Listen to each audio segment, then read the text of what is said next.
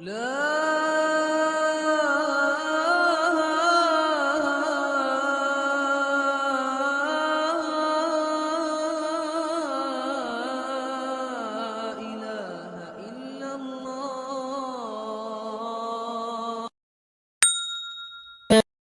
ونستغفره ونؤمن به ونتوكل عليه ونعوذ بالله من شرور أنفسنا ومن سيئات أعمالنا من يهد الله فلا مضل له ومن يضلله فلا هادي له ونشهد أن لا إله إلا الله وحده لا شريك له ونشهد أن سيدنا ونبينا ومولانا محمدا عبده ورسوله صلوات الله وسلامه على سيدنا محمد وعلى آله وصحبه وبارك وسلم تسليما كثيرا أما بعد فأعوذ بالله من الشيطان الرجيم بسم الله الرحمن الرحيم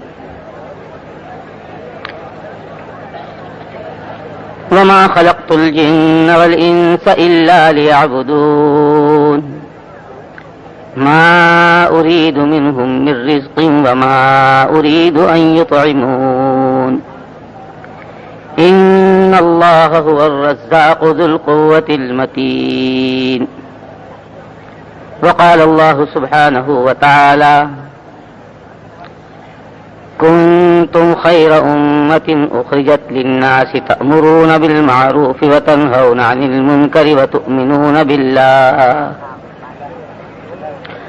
وقال الله سبحانه وتعالى قل هذه سبيلي أدعو إلى الله على بصيرة أنا ومن اتبعني وقال الله سبحانه وتعالى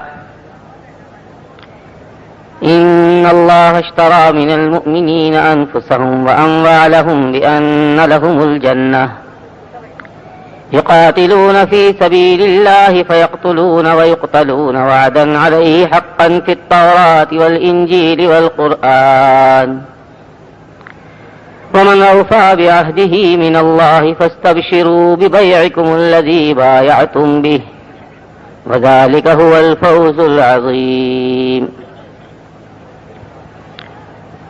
میرے بھائیوں، دوستوں، عزیزوں اور بزرگوں،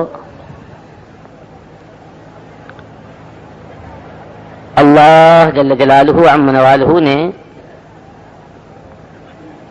اس انسان کو اشرف المخلوقات بنایا. مخلوقات اللہ تعالیٰ نے بہت ساری پیدا فرمائی ہیں.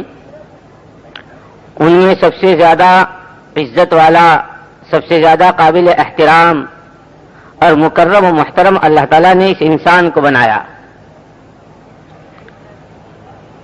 بلکہ عجیب بات یہ ہے کہ پوری کائنات اور کائنات میں جتنی چیزیں ہیں ان سب کے بناؤ بگاڑ کا مدار اس انسان پر رکھا کہ انسان بنا تو زمین و آسمان بنے، چاند سورج بنے، اور جتنی چھوٹی بڑی مخلوقات ہیں ان سب کا بناؤ ہے. اور اگر انسان بگڑ گیا تو عالم سارا بگڑ گیا. یوں دیکھنے میں انسان 5.5 فٹ کا بہت چھوٹا سا جسم، بہت کمزور، جسے اللہ تعالیٰ نے اس کی مختلف صفات بیان کی ہیں. کہیں کہا خلق الانسان ضعیفا، بہت کمزور پیدا کیا گیا ہے، اور کہیں کہا کہ ان الانسان ہلوعا، بہت کچے دل کا، اذا مسہ الشر جزوعا واذا مسہ الخیر منوعا. ذرا سی کوئی تکلیف اگر چھو جائے تو آہو واویلا کرنے لگتا ہے، اور اگر 2 پیسے ہاتھ میں آتے ہیں تو فرعون وقت بن کے زندگی گزارتا ہے. کہیں یوں کہا عجولا، بہت جلد باز ہے، اور کہیں یوں کہا ظلومن جہولا. انا عرضنا الامانة على السماوات والارض والجبال فابين ان يحملنها واشفقن منها وحملها الانسان انه كان ظلوما جهولا. زمین و آسمان نے جس امانت کے اٹھانے سے انکار کیا اس کو اس انسان نے اٹھا لیا. اور یہ بڑا بھاری ظالم اور بڑا بھاری جاہل، خالی ظالم اور جاہل نہیں کہا، ظلومن جہولا. جہالت کا جتنا مبالغہ ہو سکتا ہے، جہالت کی جتنی قسمیں ہو سکتی ہیں وہ ساری اس آدم کے بچے میں بھری ہوئی. اور ظلم کی جتنی شکلیں سوچی جا سکتی ہیں، مبالغے کی کوئی حد نہیں ہوتی، اس لیے ظلم کی جتنی حدیں سوچی جا سکتی ہیں اور جتنی شکلیں سوچی جا سکتی ہیں وہ تمام مظالم اس میں بھرے پڑے، ظالم بھی بے حد درجے کا اور جاہل بھی بے حد درجے کا، تو کمزور بھی ہے، کچے دل کا بھی ہے، ظالم بھی ہے، جاہل بھی ہے، جلد باز بھی ہے، لیکن یہ عجیب مخلوق ہے کہ اس پر مدار بھی ہے ساری مخلوقات کا. اس انسان پر مدار ہے پورے عالم کے تمام نظاموں کے صحیح اور غلط کا، کہ اگر یہ انسان دنیا میں صحیح چلتا ہے تو تمام عالم کے نظام صحیح چلتے ہیں، اگر یہ غلط چلتا ہے تو عالم کے تمام نظام غلط چلتے ہیں. پھر دشمنیاں اتنی ابھر کر آتی ہیں کہ زمین بھی انسان کی دشمن، آسمان بھی انسان کا دشمن، پہاڑ بھی انسان کے دشمن، دریائیں بھی انسان کے دشمن، اور سمندر بھی انسان کے دشمن، یہاں تک کہ اس کا اپنا خاندان اس کا دشمن، اس کی اپنی برادری اس کی دشمن، اس کا گھر اس کا اپنا دشمن، اس کی بیوی اس کی اپنی دشمن، یہاں تک کہ یہ خود اپنی جان کا دشمن. اور اگر یہ صحیح چلتا ہے تو پھر پہلے آسمان سے لے کے 7ویں آسمان تک تمام سے محبت کرتی ہے. جیسے روایتوں میں آتا ہے کہ جب اللہ تعالیٰ کسی بندے سے محبت کرتے ہیں تو جبریل امین سے فرماتے ہیں کہ اے جبریل، فلاں ابن فلاں سے ہم محبت کرتے ہیں، تم بھی کرو. جبریل خدا کے حکم سے اس بندے سے محبت کرتے ہیں، پھر اللہ تعالیٰ ان سے اعلان کراتے ہیں، پہلے میں، دوسرے میں، تیسرے میں، چوتھے میں، 5ویں میں، 6 میں، 7ویں میں، تمام آسمانوں میں اعلان جبریل کے ذریعے کراتے ہیں، اور تمام آسمانوں کی مخلوقات اس اللہ کے بندے سے محبت کرتی ہیں.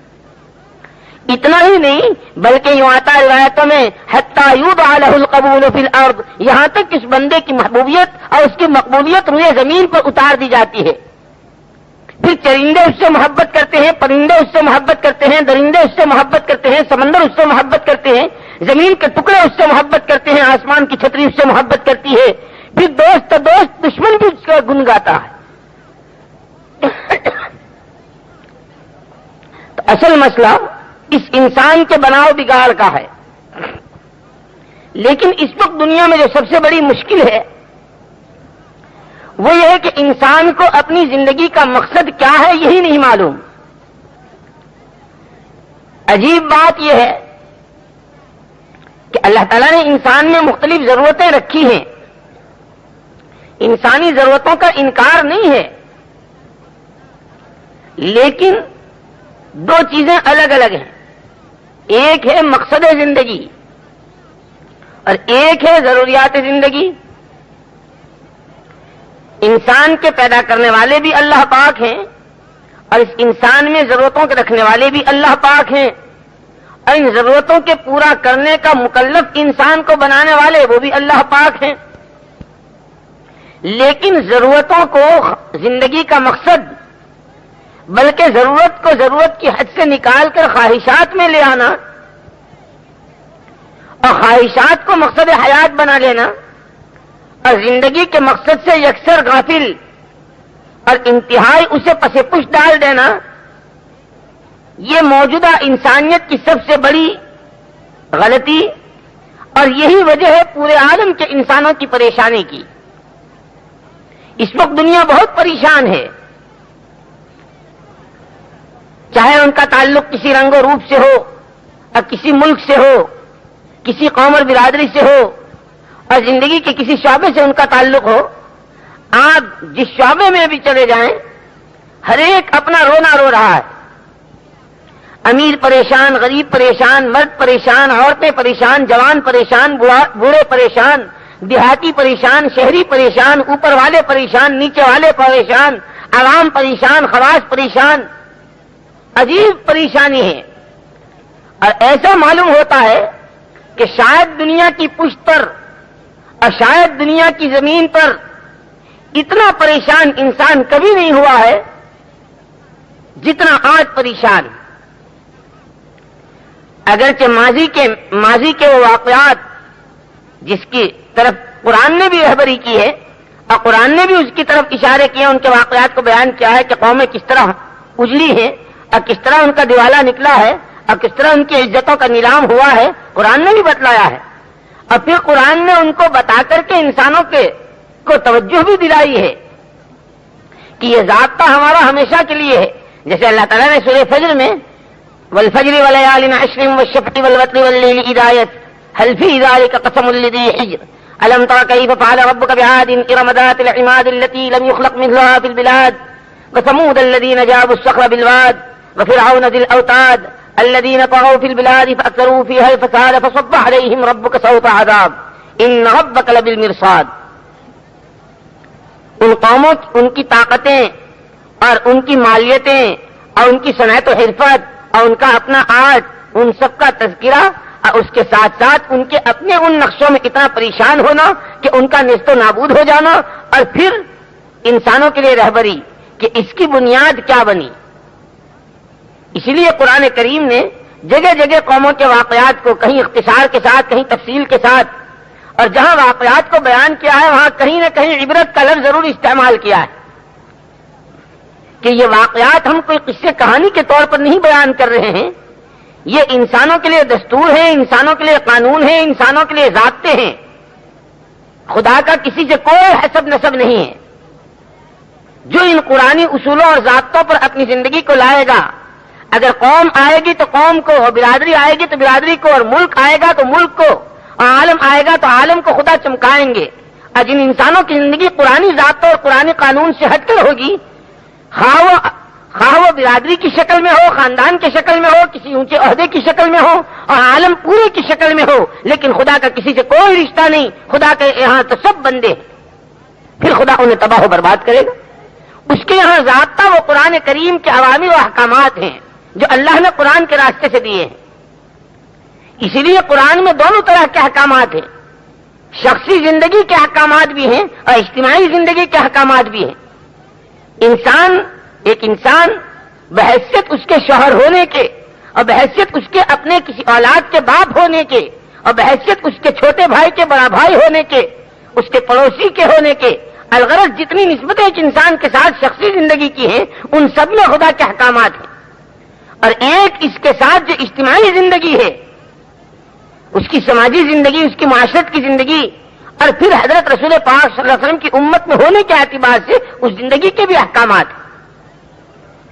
اور پھر خدا کا یہ ضابطہ کہ ہمارے یہاں سے ان رحمت اللہ لا تنال الا بطاعته، اللہ کی رحمت تو اس کی طاعت اور فرما برداری کے راستے سے مل سکتی ہے.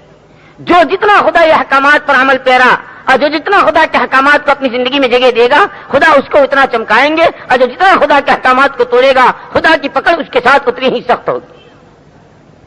یہ خدائی ضابطے ہیں. عرض میں نے کیا کہ دنیا بہت پریشان ہے، اور پریشانی کی وجہ اپنی زندگی کا مقصد نہ پہچاننا اور اپنی ضروریات کو خواہشات کے درجے میں لے آنا. اول تو لوگوں کو ضرورت ہی نہیں معلوم کہ ضرورت کہتے کسے ہیں. بقول ہمارے حضرت جی دعوت برکاتہم، اللہ پاک ان کی عمر میں برکت نصیب فرمائے اور انہیں صحت عافیت نصیب فرمائے، یہ فرمایا ضرورت جو ہے یہ ضرر سے ہے. کیا مطلب؟ کسی تقاضے کا اس حد تک پہنچ جانا کہ اب اگر اس کو پورا نہ کیا تو ضرر ہوگا، نقصان ہوگا. جیسے پانی انسان کی ضرورت کی چیز ہے، لیکن اس پیاس کا اس درجے تک پہنچ جانا کہ اب اگر پانی نہ پیا گیا تو جان کا خطرہ ہے، اس وقت پانی پینا ضروری. ایسے کھانے کے بارے میں، ایسے کپڑے کے بارے میں، ایسے رہائش کے مکان کے بارے میں، سردی گرمی سے بچاؤ کے سامان کے بارے میں، یہ انسانی ضرورتیں ہیں، اس کا انکار نہیں. لیکن اصل سب سے بڑی مشکل جو ہے کہ خواہشات کا نام ضرورت رکھ دیا اور رہا مقصد زندگی تو اس کا تو کبھی خیال بھی نہیں آتا. ہر آدمی، جیسے روایات میں الفاظ ملتے ہیں، سکنا کا بھی لفظ ملتا ہے اور نفقے کا لفظ بھی ملتا ہے کہ آدمی کے ذمے اپنی بیوی بچوں کا نان نفقہ ہے اور آدمی کے ذمے اس کی رہائش کا انتظام ہے. اب یہ سکنا رہائش کا مکان اور نفقہ اپنا خرچہ، یہ دو لفظ ملتے ہیں، لیکن ہر آدمی اس ضرورت کو مانا وہ کہناتا ہے جو اس کے جی میں آتا ہے. ایک آدمی 7 منزلہ مکان بناتا ہے، ہر منزل میں 10 کمرے اور ہر کمرہ ایئر کنڈیشن اور ہر کمرے میں مستقل فرنیچر، اور یوں کہتا ہے یہ ضرورت ہے. ایک آدمی 20 منزلہ مکان بناتا ہے، ہر منزل میں 20 کمرے اور ہر کمرہ ایئر کنڈیشن اور ہر کمرے کا فرنیچر 10-10 لاکھ روپے کا، پھر یہ کہتا ہے یہ ضرورت ہے اور لفظ لاتا ہے حدیث سے۔ ایسے ہی ایک آدمی کھانا کھاتا ہے اور ایک وقت میں کئی کئی قسم کے کھانے کھاتا ہے، ناشتے کی ویرائٹی اور ہے، لنچ اور ڈنر کی اور ہے، آشرانے میں کچھ اور ہے، اور پھر تقریبات کے موقع پر کچھ اور ہے، اور ان سب کا نام کہتا ہے یہ کھانا پینا بھی ضرورت ہے۔ میرے بھائیوں اور دوستو، یہ تو ہم نے خواہشات کا نام رکھ دیا ضرورت، ورنہ ضرورت حضرت رسول پاک صلی اللہ علیہ وسلم سے زیادہ کوئی نہیں جانتا تھا، حقوق حضرت رسول پاک صلی اللہ علیہ وسلم سے زیادہ کوئی نہیں جانتا تھا۔ آپ نے حقوق ادا کیے ہیں اور آپ نے ضرورتیں پوری کی ہیں اور آپ نے اس کو عملی طور پر کر کے تمام صحابہ کو دکھایا کہ اس طرح ضرورت پوری ہوتی ہے۔ عرض میں نے کیا یہ دو باتیں اگر سمجھ میں آ جائیں، ایک مقصد زندگی اور ایک ضروریات زندگی۔ ضروریات زندگی ویسے علماء نے بتایا ہے کھانا پینا، مکان، لباس، بیوی اور سواری، یہ 5 انسانی ضرورتیں ہیں، لیکن جہاں یہ 5 ضرورتیں ہیں وہاں اس کی تعریف، اس کی حد، اس کا اندازہ بھی ہمیں سنت ہی سے لینا پڑے گا کہ اگر مکان رہائش کا ضروری ہے، انسان کی ضروریات میں سے ہے، تو پھر اس کی تفسیر، اس کی شرح وہاں دیکھنی ہوگی جو جناب رسول پاک صلی اللہ علیہ وسلم کے مکانات تھے اور جس میں آج تک آپ آرام فرما رہے ہیں اور 2 خلیفہ آپ کے آرام فرما رہے ہیں اور تیسرے کی جگہ اور ہے، کل 4 کی جگہ ہے اس میں۔ یہ کس کا مکان ہے جس پر جبریل جیسا مقرر فرشتہ بھی حاضری کا سلام کرتا ہے اور جس پر وحی آتی ہے؟ یہ کس کا مکان ہے کہ جو تمام کائنات کے وجہ تخلیق ہیں، اس پوری کائنات کی تخلیق کی وجہ جناب رسول پاک صلی اللہ علیہ وسلم، یہ نہیں کہ چونکہ اللہ نے آسمان پیدا کر دیا تھا اور زمین بچھا دی تھی اور پہاڑ کھڑے کر دیے تھے اس لیے حضور تشریف لائے، یہ بات نہیں ہے۔ چونکہ حضور تشریف لانے والے ہیں اس لیے آسمان کی چھتری بھی تان دی اور زمین کا بچھونا بھی بچھا دیا اور پہاڑ کے کھونٹے بھی گاڑ دیے اور دریائے اور سمندر بھی بہا دیے۔ جن کے صدقے میں کائنات کا وجود ہے ان کا یہ دولت قضا ہے، جن کے صدقے میں ساری کائنات کھانا کھاتی ہے ان کا کھانا کیا ہے؟ حضرت عائشہ صدیقہ رضی اللہ تعالی عنہا فرماتی ہیں کہ حضور پاک صلی اللہ علیہ وسلم کے وصال کے بعد امت میں جو سب سے پہلی بدعت چالو ہوئی ہے وہ پیٹ بھر کر کھانا کھانا۔ جو ضرورت کو جانتے ہیں، ضرورت جنہوں نے بتائی ہے اور ضرورت پوری کر کر دکھائی ہے، ان کا کھانا کیا ہے کہ کئی دن کے فاقے کے بعد جب آیا ہے تو ایک ٹکڑے پر بوٹی رکھ کر صاحبزادی کو بھیج رہے ہیں کہ وہاں بھی کوئی چیز نہیں کھائی گئی۔ تو ایک ہے ضرورت زندگی، کپڑا دیکھ لو، آپ کا کپڑا کیا تھا، آپ کا لباس کیا تھا، آپ کی سواری، آپ کا رہائش کا مکان اور آپ کا کھانا، یہ آپ کی ضروریات جو آپ نے پوری کر کر دکھائی۔ اگر ہم ضرورت کا لفظ لیتے ہیں حدیث سے تو اس کی شرح، اس کا معنی بھی لینا ہوگا ہمیں حدیث سے۔ اس کے ساتھ ساتھ ایک ہے ہماری زندگی کا مقصد، اور انسان کی زندگی کا مقصد خود اللہ تعالیٰ نے جس نے انسان کو بنایا ہے اسی نے بتلا دیا، وما خلقت الجن والانس الا لیعبدون۔ ہم نے انسانوں اور جناتوں کو اپنی عبادت ہی کے لیے پیدا کیا ہے۔ بحیثیت انسان ہونے کے، وہ خواہ مشرق کا ہو یا مغرب کا، شمال کا ہو یا جنوب کا، کسی رنگ و روپ کا ہو، بحیثیت انسان ہونے کے انسان کی زندگی کا مقصد عبادت ہے۔ اور عبادت کیا ہے؟ چند اعمال کا نام عبادت نہیں ہے، وہ عبادات کی ایک قسم ہے۔ عبادت 24 گھنٹے کی زندگی کا ہر عمل اللہ کے حکم اور حضرت رسول پاک صلی اللہ علیہ وسلم کی تابع داری کے ساتھ ادا کرنا، اس کا نام عبادت ہے۔ پھر یہ اتنا بڑھے گا کہ کھانا بھی عبادت، پینا بھی عبادت، بیوی کے پاس جانا بھی عبادت، کاروبار کرنا بھی عبادت، اور لوگوں سے ملنا جلنا بھی عبادت، ہنسنا بولنا بھی عبادت، زندگی کا ہر عمل عبادت ہے اگر دو چیزوں کی رعایت کے ساتھ ہو. اور بڑی سے بڑی طاعت اور بڑی سے بڑی عبادت وہ بھی دنیا داری ہے اگر اللہ کے حکم سے ہٹ کر اور حضور کے طریقے سے ہٹ کر. پھر نماز نہیں ہے اگر اللہ کے حکم کے خلاف ہے. پھر روزہ نہیں ہے اگر اللہ کے حکم کے خلاف ہے. پھر کوئی نیکی نہیں اور کوئی اچھائی نہیں اگر وہ اللہ کے حکم سے ہٹ کر اور حضرت رسول پاک صلی اللہ علیہ وسلم کی تابعداری چھوڑ کر. ایک انسان کی زندگی کا مقصد بحیثیت انسان ہونے کے اللہ کی عبادت، اور چونکہ ہمارے ساتھ ایک بہت بڑی نسبت ہے کہ ہم انسان بھی، اللہ کے بندے بھی، اور ہمارے ساتھ حضرت رسول پاک صلی اللہ علیہ وسلم کی امت میں ہونے کی نسبت بھی. اس امت میں ہونے کے اعتبار سے قرآن جس نے ہماری خیریت جس میں بتلائی ہے کہ دعوت اس امت کی زندگی کا مقصد ہے. کنتم خیر امت اخرجت للناس.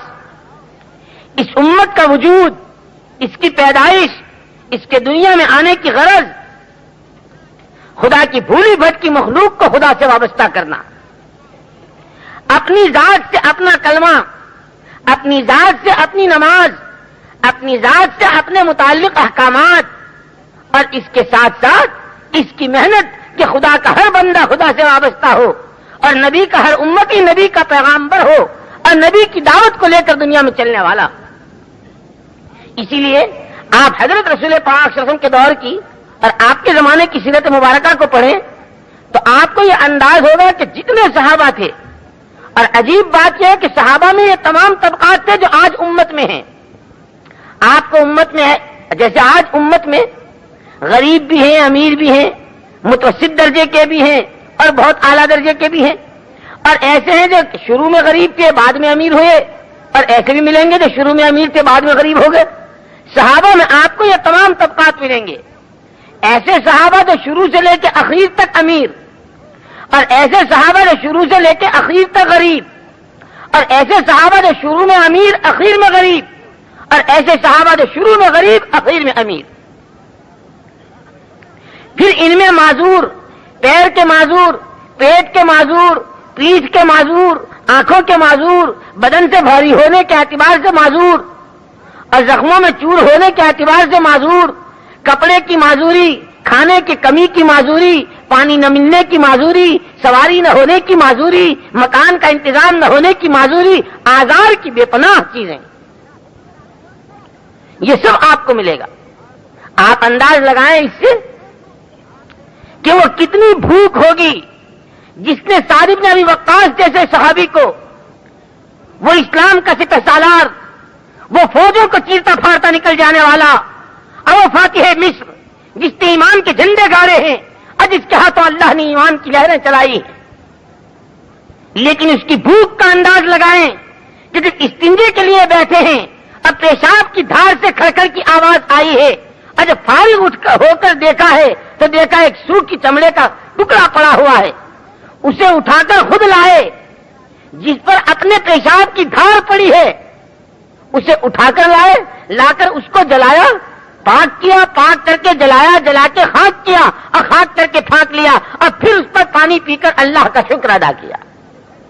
وہ بھوک کس درجے پہنچی ہوگی جس بھوک نے اپنے پیشاب کی پڑی ہوئی دھار کے ٹکڑے کو اٹھانے پر مجبور کیا اور لا کر اس کے پھانکنے پر مجبور کیا.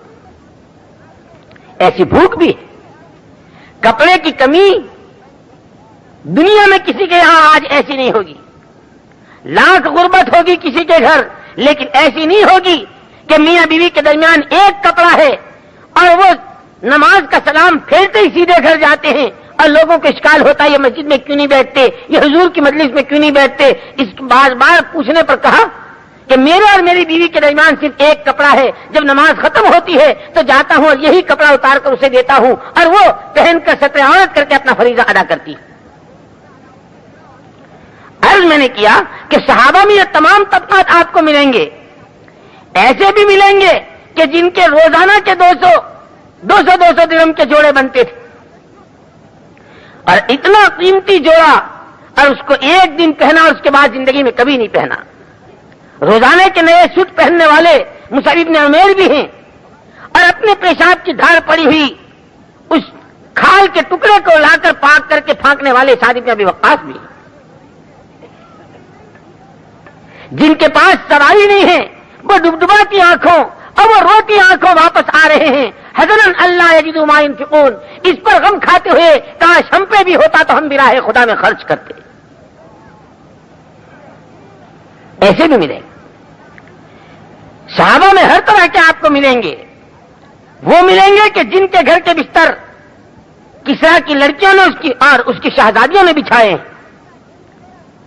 اور وہ ملیں گے کہ جن کے دروازوں پر سونے چاندی کے ڈھیر لگے، اور صبح سے شام تک سونا چاندی تول تول کر تقسیم ہوا، اور ایسے ملیں گے کہ صبح سے شام تک زکات کے مستحق کی تلاش میں چکر لگاتے رہے لیکن ایک بھی دستیاب نہ ہوا۔ تو عرض میں نے کیا کہ وہ صحابہ جو شروع میں امیر اخیر میں غریب، انداز تو لگاؤ صدیق اکبر کا رضی اللہ تعالیٰ عنہ، کون ہیں؟ مکے کے سوداگر، ہر اعتبار سے ذی وجاہت اور ہر اعتبار سے صاحب مقام، برادری میں بھی، قوم میں بھی، شہر میں بھی ان کا ایک وقار، ان کا ایک مقام اور ایک عجیب حیثیت تھی، اور کپڑے کا بہت بڑا کاروبار۔ لیکن وہ دن بھی تو یاد کرو کہ جبریل آتے ہیں اور سرکار دو عالم صلی اللہ علیہ وسلم کو سلام کہتے ہیں، اور کہتے ہیں اللہ کے پیارے پیغمبر صلی اللہ علیہ وسلم، آپ کے رب نے سلام کہلوایا ہے آپ کے دوست ابو بکر کو، اور یہ پوچھوایا ہے کہ کیا ابو بکر ہم سے راضی ہیں؟ کیا بات ہوئی؟ کیونکہ آج جو ابو بکر نے کپڑے پہنے ہیں، یہ موٹا ٹاٹ کا کپڑا اور اس میں ببول کے کانٹے، کہ وہ سوداگر جس کے گھر سے سوٹ بنتے تھے اور جس کی دکان سے پوشاک بنا کرتے تھے اور جس کے یہاں لاکھوں کروڑوں کی تجارت ہوا کرتی تھی، آج اس کے تن ڈھانکنے کو کپڑا نہیں ہے بلکہ ٹاٹ ہے، اور اس میں ڈالنے کو بٹن نہیں ہے بلکہ چبھونے کے کانٹے ہیں۔ لیکن ادا اتنی پسند آئی ہے کہ اوپر کی دنیا میں رہنے والے فرشتوں سے بھی کہا ہے آج تم بھی صدیق اکبر کی نقل اتار لو۔ اور یہ پوچھوایا ہے کہ کیا صدیق ہم سے اس حال میں راضی ہیں؟ حضرت رسول پاک صلی اللہ علیہ وسلم نے بلوایا اور خدا کا سلام نام کے ساتھ جب پہنچایا تو حضرت صدیق اکبر رضی اللہ عنہ وجد میں آ گئے۔ اور پھر جب یہ پوچھا کہ آپ کے رب نے یہ پوچھوایا ہے کہ کیا آپ اللہ سے راضی ہیں، وجد میں آ گئے، بار بار کہہ رہے ہیں انا رب راب، انا رب راب، انا رب راب، میں اپنے پروردگار سے راضی ہوں۔ بھوک کے قصے، کپڑے کی کمی کے قصے، مکان کے انتظام نہ ہونے کے قصے، آپ کو بے شمار واقعات ملیں گے صحابہ کے۔ ہے تو صحابہ پڑھے، کتنے واقعات ہیں صحابہ کے۔ لیکن عرض میں یہ کرنا چاہتا ہوں کہ جس کا تعلق جس طبقے سے تھا اور جو زندگی کے جس شعبے سے متعلق تھا، پہلی بات یہ ہے کہ امت کا ہر طبقہ اور ہر طبقے کا ہر فرد اپنی لائن کے دین سے 100% واقف تھا۔ اگر کاشتکار ہے تو کاشتکاری کی لائن کے دین سے، تاجر ہے تو تجارت کی لائن کے دین سے، مزدور ہے تو مزدوری کے مسائل سے، ارے حلاق اور باربر ہے تو اپنی لائن کے دین سے۔ الغرض اگر بھوکا ہے تو بھوک میں کیا کرنا، پیاسا ہے تو پیاس کے وقت کا دین اور پیاس کے وقت کی شریعت کیا ہے۔ امت اس طرح جہالت کے ساتھ زندگی نہیں گزار رہی تھی جس طرح آج امت جہالت کے ساتھ زندگی گزار رہی، کہ اپنی لائن سے، اپنی لائن کا جو دین ہے اس سے بھی واقف نہیں۔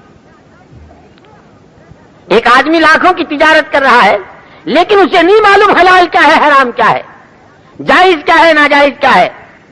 ایک عام دنیا کے انسانوں کی طرح مقصد زندگی پیٹ بنا ہوا ہے، حلال کیا ہے، حرام کیا ہے، جائز کیا ہے، ناجائز کیا ہے. ہم نے تو دکان کھولی ہے کمانے کے لیے، لہذا ہمیں کمانا ہے اور کمانا ہماری زندگی کا مقصد ہے. ایک آدمی کاشتکاری کرتا ہے، سینکڑوں بیگھہ زمین اس کے پاس ہے، ہزاروں لاکھوں کی آمدنی وہ لیتا ہے، لیکن اسے اپنی لائن کا دین معلوم نہیں ہے.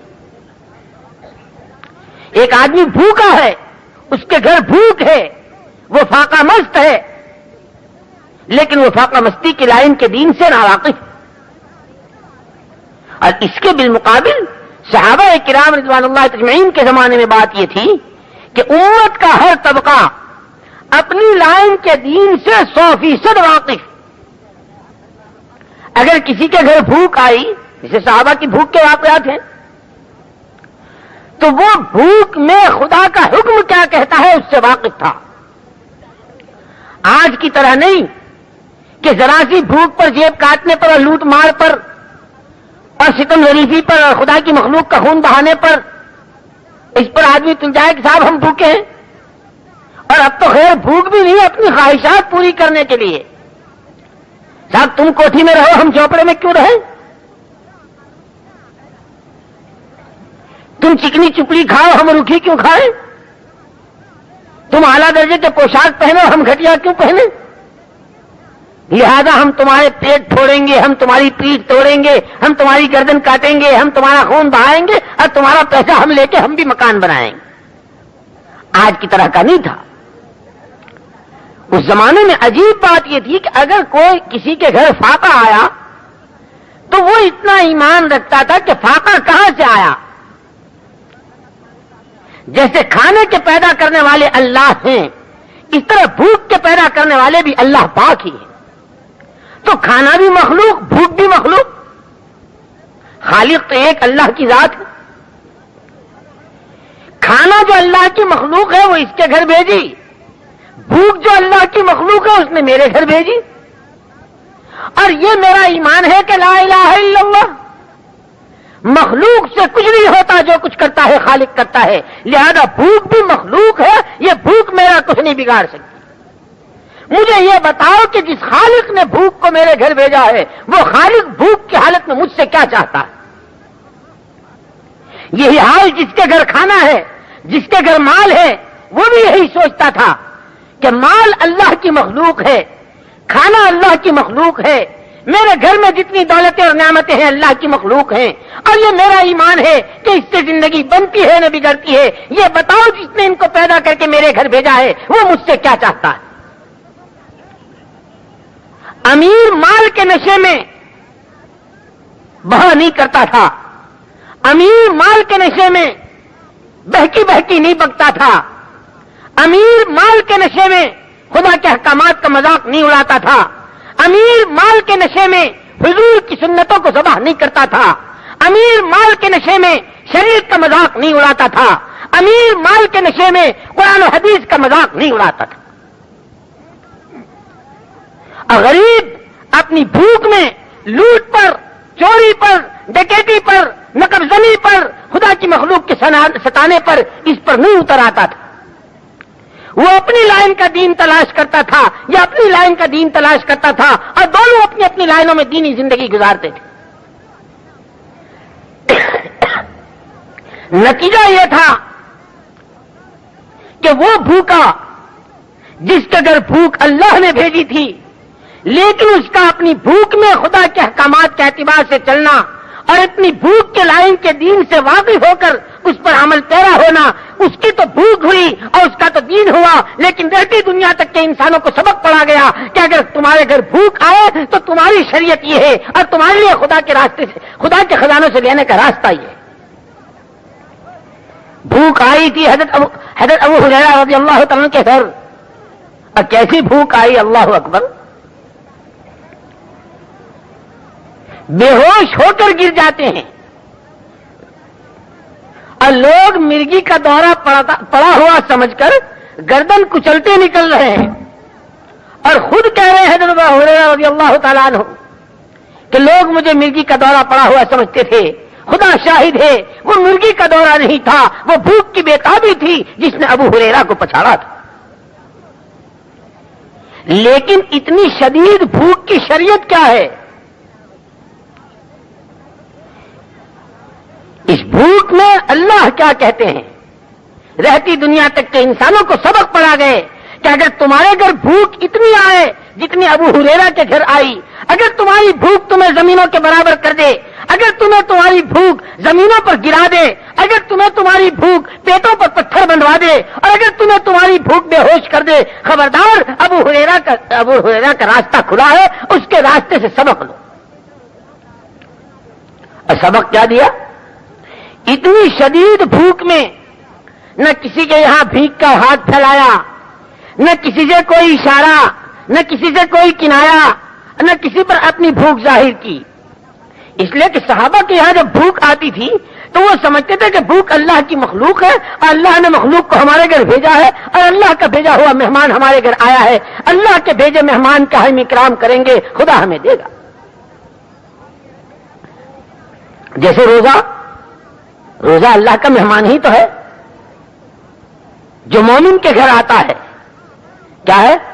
طلوع فجر سے لے کر غروب آفتاب تک کھانا بند کرا دیتا ہے یہ مہمان۔ لیکن یہی مہمان اگر اس کا اعزاز ایسا ہو جائے جیسے خدا کہتے ہیں تو پھر یہ خدا کی نعمتوں کے اتنے بہانے کھلواتا ہے کہ روزے کی برکت سے جو ملتا ہے شاید کسی اور کی برکت سے ملے۔ ایسے بھوک اللہ کی مخلوق ہے، اللہ نے بھیجی ہے۔ یہ تو طے ہے کہ مخلوق بگاڑ سکتی ہے نہ بنا سکتی ہے، لہذا بھوک سے مریں گے نہیں، روٹی سے جیئیں گے نہیں، یہی ہے معنی لا الہ الا اللہ۔ پیسے کے بغیر اجڑیں گے نہیں، اب پیسوں سے بنیں گے نہیں، عہدوں کے بغیر اجڑیں گے نہیں، عہدوں سے چمکیں گے نہیں۔ ہر چیز جو اللہ کا غیر ہے وہ مخلوق ہے، اور مخلوق مجبور ہے، مخلوق بنا سکتی ہے نہ بگاڑ سکتی ہے، بنانے والی ذات اللہ کی اور بگاڑنے والی ذات اللہ کی۔ اور ایمان ایسا تھا کہ کاش جس کے گھر فاقہ آئے اور 3 دن تک وہ اس فاقے کو اس طرح چھپائے کہ کسی پر اس کو ظاہر نہ ہونے دے، تو اللہ نے اس بندے پر 1 سال کی حلال روزی کھولنے کا وعدہ۔ اب اگر ان کے یہاں بھوک آئی تو ان کا ایمان پہلے بنا ہوا ہے، کیونکہ یہ تو بہت آسان ہے، 3 دن کی بھوک برداشت کر لو، کسی پر ظاہر نہ ہونے دو، اللہ ہی نے تو بھیجی ہے، پھر اللہ پاک 1 سال کی حلال روزی دے دیں گے۔ تو بھوک والا بھوک کی شریعت سے واقف اور واقف کے ساتھ عمل پیرا۔ اس وقت میرے بھائی اور دوستو، اول تو امت کے جتنے طبقات ہیں اپنی لائن کے دین سے واقف نہیں، اول تو واقف نہیں۔ ایک آدمی کے بارے میں سنا کہ بیوی کو کئی مرتبہ طلاق دی اور پھر اسی گھر میں رہ رہے سب کچھ ہو رہا۔ ایک دن قریب میں کوئی مولوی صاحب کا قیام تھا، اس کے گھر کے سامنے، ان مولوی صاحب کے قیام میں کے زمانے میں بھی اس گھر میں لڑائی ہوئی اور میاں نے زور زور سے کئی طلاقیں دی اس کو۔ پھر صبح کو وہ مولانا صاحب کی مجلس میں بھی آیا تو مولانا نے تھوڑی سی اس کی دلجوئی کرنی چاہیے اور اطمینان تسلی کرنی چاہیے کہ بھئی خیر، اب یہ تو ایسا ہے جیسے تیر کمان سے نکل گیا، طلاق تو ہو گئی، اللہ تمہاری مدد فرمائے۔ کیونکہ کیا ہوا مولانا، کیا ہوا؟ آپ اس قدر مجھے تسلی دے رہے، کیا بات ہے کہ جو رات آپ کے ہاں لڑائی ہوئی اور آپ نے بہت زور سے کئی طلاقیں دی تو وہ تو طلاق مغلظہ ہو گئی؟ کہ نہیں مولانا آپ جانتے نہیں، یہ تو کئی سال سے دے رہا ہوں لیکن کمبخت لیتے ہی نہیں۔ کیا کہہ رہا؟ یہ تو کئی سال سے دے رہا ہوں میں، آج آپ نے آج ہی سنا، یہ تو کئی سال سے دے رہا ہوں لیکن لیتے ہی نہیں، میں کیا کروں؟ آئیے، اس کا اکیلے کا واقعہ نہیں ہے، کتنے واقعات ایسے ہیں۔ شب و روز کی زندگی میں کتنے محرمات کا ارتکاب، کتنی حرام چیزیں زندگیوں میں داخل، کتنے منکرات، لیکن واقف تک نہیں۔ تو اول تو یہ ہے، ایک آدمی سودی کاروبار کر رہا ہے، کھلم کھلا کر رہا ہے، جیسے جانتا کچھ ہوا ہی نہیں، جبکہ سود کے بارے میں حضور کا ارشاد ہے کہ عاقبتہ الی کل، جس کا انجام مفلسی اور قلاشی ہے. سود خور اور سودی کاروبار کرنے والا کبھی پلٹ نہیں سکتا. حضور کا ارشاد ہے عاقبتہ الی کل، اس کا انجام مفلسی اور قلاشی. لیکن اب ہیرا پھیری کے ساتھ پینترے بدل کر ادھر سے ادھر سے، لیکن گندگی گندگی ہے، چاہے اس پر کتنے ہی سونے اور چاندی کے اوراق لپٹ دیا جائے. پاخانہ کبھی حلوہ نہیں بن سکتا سونے کا ورق اس پر لپیٹ دینے سے. جس کو اللہ نے حرام کہا وہ حرام ہے، کتنا ہی کوئی کہہ لے اس کے حلال کہنے سے حلال نہیں ہوتا. الحلال بین والحرام بین، حلال بھی واضح ہے اور حرام بھی واضح ہے. جو اللہ کا حلال کیا ہوا وہ حلال ہے، اور جو اللہ کا حرام کیا ہوا ہے وہ حرام ہے. کسی کے کہنے سے حرام حلال نہیں ہوتا اور حلال حرام نہیں ہوتا.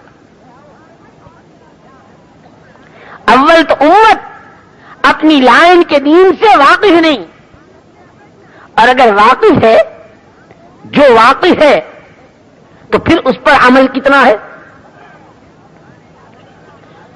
عمل کا انداز ہم سب جانتے ہیں. اپنی اپنی لائن کے دین سے پہلے تو ہم واقف کتنے ہیں، اور واقف ہیں تو ہمارا عمل کتنا ہے. ایک صاحب آئے، اب اگر واقف ہے تو عمل کس طرح. کہنے لگے مولوی صاحب ہر سال رمضان میں زکوٰۃ ادا کرتا ہوں، اس سال بھی زکوٰۃ ادا کرنی ہے، لیکن ایسا ہے کہ میرا ایک مقروض ہے اور وہ میرا مال یا میرا قرضہ دے نہیں پا رہا. کیا ایسا ہو سکتا ہے کہ یہ زکوٰۃ کی رقم میں اس کو دے دوں، اس سے یہ میرا فریضہ ادا ہو جائے، اور پھر اس کے بعد میں اس سے مطالبہ کر لوں کہ بھائی وہ میرا قرضہ ادا کر دے. یعنی زکوٰۃ کا فریضہ بھی ادا ہو جائے، مال بھی میری جیب سے نہ نکلے. وہ ہے وتحبون المال حبا جما، کہ مال سے اتنی محبت ہے، اتنی محبت ہے کہ اللہ اکبر. تو عرض میں نے کیا کہ حضرت رسول پاک صلی اللہ علیہ وسلم کے زمانے میں امت کا ہر طبقہ اپنی لائن کے دین سے 100% واقف تھا، اور واقفیت کے ساتھ وہ عمل پیرا بھی تھا. اور حضرت عمر رضی اللہ عنہ کے زمانے میں تو قانون ہی بن گیا تھا کہ جہالت کے ساتھ کوئی ایمان والا زندگی نہیں گزار سکتا. جس نے کلمہ پڑھا، جس نے خدا کی غلامی کا اقرار کیا، جس نے نبی کا کلمہ پڑھا اور ان کی رسالت و نبوت کا اقرار کیا، وہ اپنی زندگی کے کسی شعبے میں اب جہالت کے ساتھ، اندھے پن کے ساتھ نہیں چل سکتا.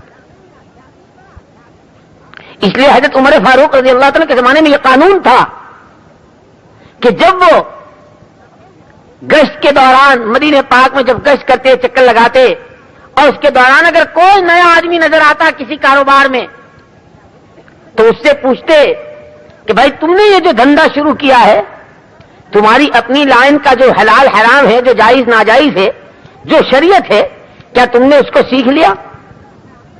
اگر وہ جواب نفی میں دیتا کہ جی میں نے نہیں سیکھا، تو اسے اسی وقت منع کر دیا جاتا کہ حضور پاک صلی اللہ علیہ وسلم اپنی تجارت میں اس کا نفاذ کرو. اسی لیے بعض صحابہ کرام رضوان اللہ اجمعین نے تو اپنے پارٹنر اسی لیے بنائے تھے، شریک و کاروبار اسی لیے بنائے تھے کہ ہمیں آدھا دن تعلیم کے حلقے میں بیٹھنے کو ملے گا، آدھا دن ہم اس تعلیم سے سیکھی ہوئی باتوں کو اور ان احکامات کو اپنی زندگی میں اس کو جاری کریں گے. ایک تعلیم کے حلقے میں ہوتا تو دوسرا کاروبار سنبھالتا، اور دوسرے جب تعلیم کے حلقے میں آتے تو یہ وہاں جاتے. تاجر اپنی تجارت میں آزاد نہیں تھا، کاشتکار اپنی کاشتکاری میں آزاد نہیں تھا، زندگی کے کسی شعبے میں مسلمان آزاد نہیں تھا، اپنی لائن کے دین سے واقف اور واقفیت کے ساتھ عمل پیرا تھا. اس اعتبار سے میرے بھائی اور دوستو، ہم اپنا جائزہ لیں کہ اول تو ہم اپنی لائن کے دین سے واقف کتنے ہیں، پھر واقفیت کے ساتھ عمل کتنا ہے. بہت سی ایسی چیزیں کھانے میں، پینے میں، پہننے میں، اوڑھنے میں، میاں بیوی کی زندگی میں بہت سی ایسی چیزیں ہیں کہ جو حرام کے درجے تک کی ہے اور ہمیں اس کا انداز تک نہیں.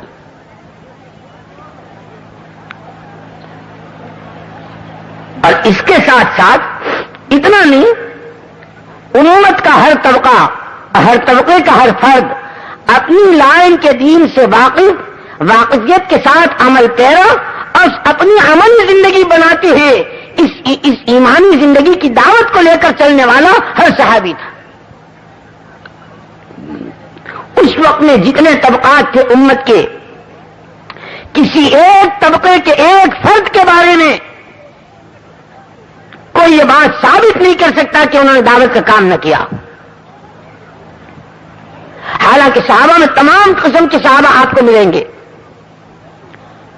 لیکن دعوت زندگی کا مقصد اس طرح بنا ہوا تھا کہ اپنی ذات سے اپنا ایمان بناتے ہوئے ایمان کی دعوت دینا، اپنی نماز پڑھتے ہوئے نماز کی دعوت دینا، ایمانی اعمال کو کرتے ہوئے ایمانی اعمال کی دعوت دینا اور اس دعوت پر اپنی جان و مال کو لگا دینا، یہ زندگی کا مقصد تھا۔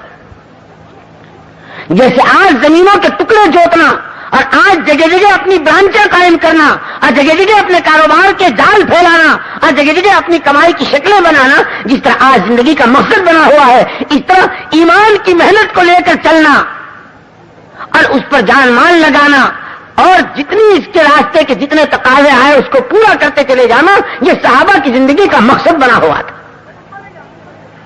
اور اصل میرے بھائی اور دوستو، اس امت کی زندگی کا مقصد تھا ہی دعوت۔ قل هذه سبيلي ادعو الى الله على بصيرة انا ومن اتبعني۔ لیکن دعوت کو ہم زندگی کا مقصد کب بنائیں گے؟ جب دعوت کے منافع اور جب دعوت کے فائدے اور جب دعوت کے نتائج اور دعوت کی تاثیر اور دعوت سے کیا کیا ہوگا، یہ جتنا ہم پر کھلتا چلا جائے گا، ہم دعوت کو اس طرح زندگی کا مقصد بنائیں گے جس طرح آج کھانے کمانے کو زندگی کا مقصد بنائے ہوئے ہیں۔ اس لیے کہ ایک آدمی جب دیکھتا ہے کہ زمین جوتی تو یہ فائدہ ہوا، لیکن ایک آدمی 10 سال سے ایک زمین کا ٹکڑا جوت رہا تھا اور اس میں باجرہ یا چاول بوتا تھا، سال بھر میں 10,000 کی آمدنی ہوتی تھی۔ اب اسے کسی نے کہا میاں یہ باجرہ اور چاول کب تک جوتتے رہو گے؟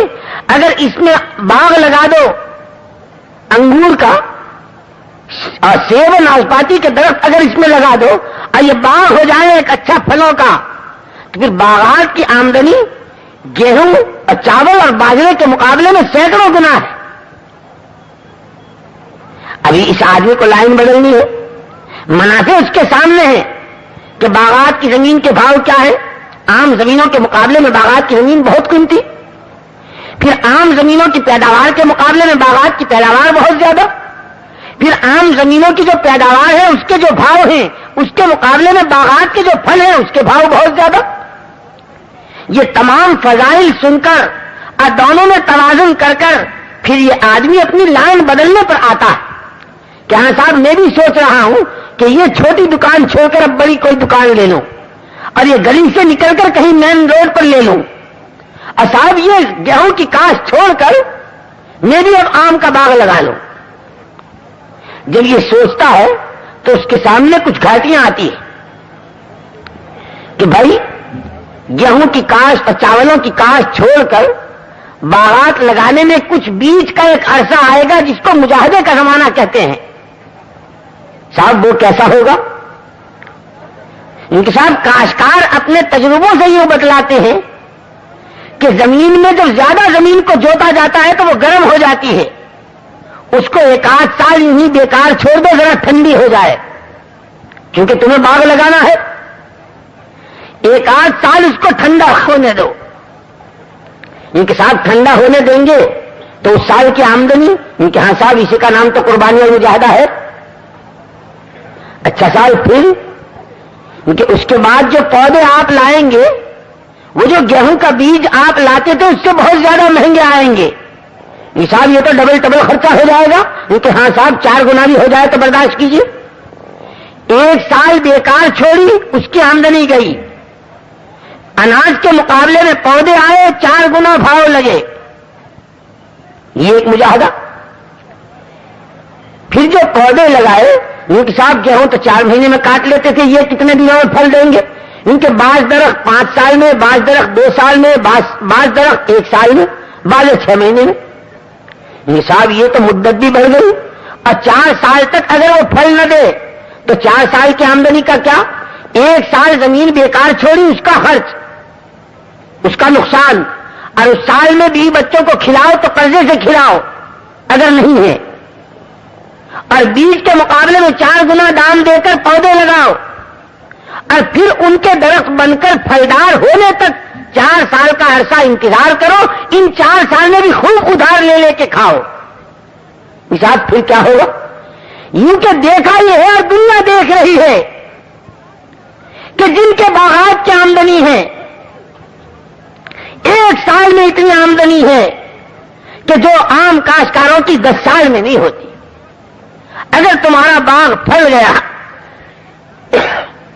اور تمہارا باغ اگر لگ گیا تو یہ جتنے بیچ کے فطرت کے زمانے کے اور یہ مجاہدے کا زمانے کے جتنے قرضے چڑھیں گے اور جتنا تمہارے پر ادھار ہوگا وہ سارا ادا ہو جائے گا، اور 2-4 سال میں تم لکھپتی ہو جاؤ گے۔ صاحب یہ تو بہت بڑا مجاہدہ ہے، پوری لائن بدل دوں کہ بھائی اگر نفع سمجھ میں آتا ہو تو لائن بدل دو۔ ہاں صاحب نفع تو سمجھ میں آتا ہے، جیسے آج کل لوگوں کو سمجھ میں آتا ہے باہر جانے کا نفع۔ کیوں بھائی؟ باہر جانے کا نفع سمجھ میں آیا تو لوگوں نے زمینیں بیچی، لوگوں نے مکان بیچے، لوگوں نے زمین عورتوں کے زیور بیچے، اور لوگوں نے بینک سے قرضے لیے، اور پتہ نہیں کیا کیا کیا، اور 2-2 4-4 سال کا ایگریمنٹ۔ اگر تبلیغ والا 4 مہینے کو کہے ان کے ساتھ تم تو ایگریمنٹ کرا رہے ہو، 4 مہینے تو دینے پڑیں گے، نہیں صاحب اچھا یہاں نہیں تو وہاں کہیں 4 سال کا لکھ لو۔ اور عجیب بات ہے سب خوش ہیں، جب یہ گھر سے جاتا ہے تو سب خوش ہیں، اگر کوئی روتا بھی ہے گھر والا تو دوسرے اس کو کیا تسلی دیتے؟ گھبرانے کی کیا بات ہے، تمہارے راستے پہ جا رہے ہیں، کل کو آ جائیں گے، 2 سال کی تو بات ہے، کیا کہہ رہے 2 سال کی تو بات ہے۔ اور یہاں کیا کہیں مولوی صاحب 4 مہینے، اور کیا کریں 2 سال کی تو بات۔ جب کسی چیز کا نفع سامنے ہوتا ہے تو اس کی ہر لائن کی قربانی آسان ہو جاتی ہے۔ میرے بھائیوں دوستوں عزیزوں بزرگوں، جب صحابہ کرام رضوان اللہ تجمعین پر اللہ نے دعوت کے منافع کھولے تھے کہ دعوت سے انسانوں کی زندگی میں کس طرح تبدیلی آتی ہے، ایمان کی جڑیں کتنی مضبوط ہوتی ہے، اور دعوت کے ذریعے انسانوں کو اخلاق کیسے ملتے ہیں، اور دعوت کے ذریعے انسانوں کا تعلق مع اللہ کیسے بڑھتا ہے، اور دعوت کے ذریعے خدا کے احکامات کس طرح زندہ ہوتے ہیں، اور دعوت کے ذریعے تمام باطل نظام اور تمام باطل اور تمام منکرات کس طرح جڑ سمیت اکھڑ جاتے ہیں۔ جب یہ منافع صحابہ کے کھلے تھے تو صحابہ کے اندر کی پکار یہ تھی کہ ہم ہر چیز کے بغیر جی سکتے ہیں لیکن ایمان کی دعوت کے بغیر نہیں جی سکتے، ہم کپڑے اور مکان کے بغیر جی سکتے ہیں، ہم مکے جیسی سرزمین کو چھوڑ سکتے ہیں، ہم اپنے چھوٹے اور معصوم بچوں کے گلوں پر چھڑا چڑھایا جانا دیکھ سکتے ہیں، اپنے ماں باپ کی جدائی کو برداشت کر سکتے ہیں، لیکن ایمان کی دعوت کے بغیر ہم نہیں جی سکتے۔ جس ایمان سے دنیا میں لہر آتی ہو اور دنیا میں لہر چلتی ہو ایمان کی۔ اللہ ہمیں آپ کو دعوت کا کام سمجھا دے، ہم سمجھے نہیں ہیں، ہمیں خیال ہے کہ ہم سمجھے ہیں، ہم دعوت کا کام سمجھے نہیں ہیں۔ اگر دعوت کے منافع اور دعوت کے ذریعے ہونے والے نفع اور اس کے فائدے اگر اتنے بھی ہم پر کھلتے جتنے ایک دکان سے ہمیں زندگیوں کے بننے کے منافع ہم پر کھلے ہیں، تو خدا پاک کی قسم ہم دعوت پر اپنی جانوں کو لگا دیتے۔ آپ دیکھتے نہیں ایک چھوٹی سی پان بیڑی کی دکان، لیکن آدمی کس طرح اپنی جان لگا رہا ہے، کس طرح مال لگا رہا ہے، کس طرح شادیوں کو بھی قربان کرتا ہے کہ صاحب آج موقع نہیں، میری دکان ایسے موقع سے ہے اور آج ایک تقریب اور تہوار ہے اس لیے میں آج دکان بند نہیں کر سکتا۔